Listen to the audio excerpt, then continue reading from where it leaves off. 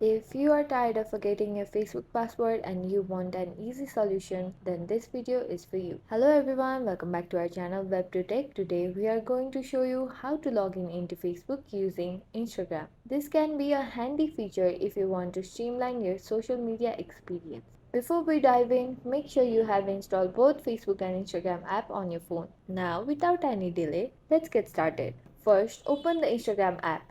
Once you are on the profile, locate and tap the profile icon on the bottom right corner of the screen.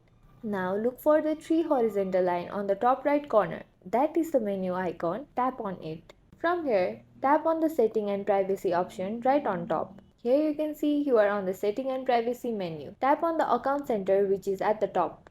After you are directed to account center page, tap on profiles and add the Facebook account just by clicking on add accounts, which is the last option. Tap on add Facebook accounts. Here you can see your Facebook account has been added. Then go back and tap on connected experience right below the profile. Tap on login with accounts.